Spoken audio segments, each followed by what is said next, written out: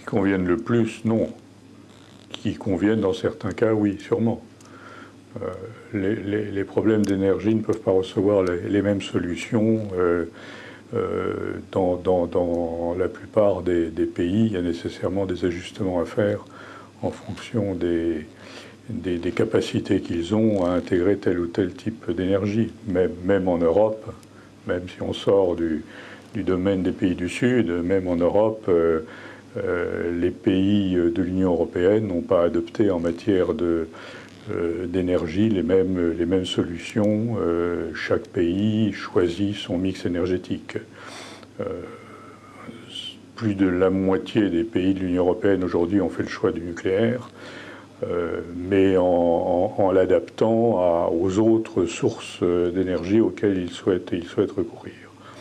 Dans le cas des pays émergents, pour certains pays, incontestablement, le nucléaire est un apport important. Je pense aux grands pays émergents, que ce soit la Chine, l'Inde, le Brésil, l'Afrique du Sud et toute une série d'autres pays qui ont des capacités pour installer cette énergie.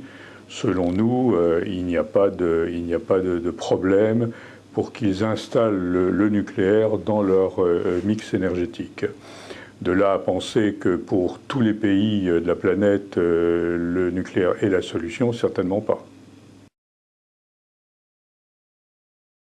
Oui, il est évident que l'industriel, lui, sur ce sujet-là, ne prendra pas position. De façon générale, l'industriel n'estime pas qu'il a compétence pour se prononcer sur la légitimité de l'introduction du nucléaire dans tel ou tel pays. Bon, les Chinois, de toute façon, ils ont le nucléaire déjà. Ils l'ont depuis maintenant 1 ou 2 décennies. Et donc leur vendre plus de nucléaire aujourd'hui ne conduit pas à enfreindre des principes que nous aurions respectés dans le passé. Pour le reste, nous avons, on peut effectivement se poser la question que vous posez en termes de droits de l'homme, mais alors à ce moment-là, c'est tout le problème du commerce international qui est posé. Donc à ce moment-là, pour le nucléaire, c'est pas différent. Il n'y a pas de raison d'avoir sur ce plan-là une approche différente pour le nucléaire. Le nucléaire pose la bonne question qui est celle de la prolifération. Ça, c'est la vraie bonne question, bien sûr. Et vous avez derrière ce problème-là des questionnements sur la démocratie, les droits de l'homme, tout à fait clair. Vous pouvez toujours poser la question de savoir quel usage tel ou tel pays pourra faire du nucléaire qu'il acquiert, quand même ce nucléaire serait très strictement civil.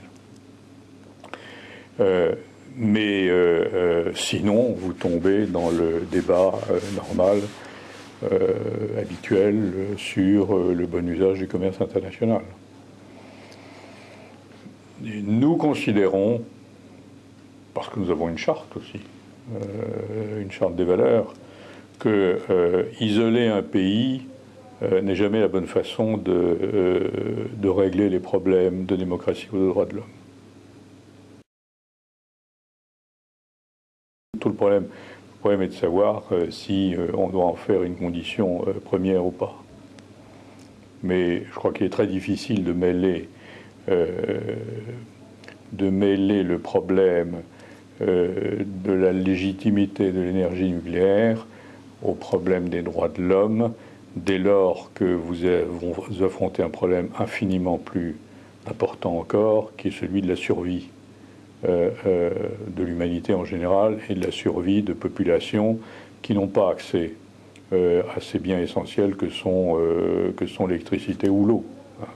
Quand vous dites 2 milliards d'individus aujourd'hui, donc le tiers de l'humanité n'a pas accès à cette énergie,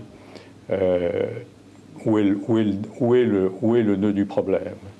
Est-ce que c'est le problème des droits de l'homme et du régime de liberté dans le pays en question, ou est-ce que c'est le problème de la survie et du mieux-être de ces populations?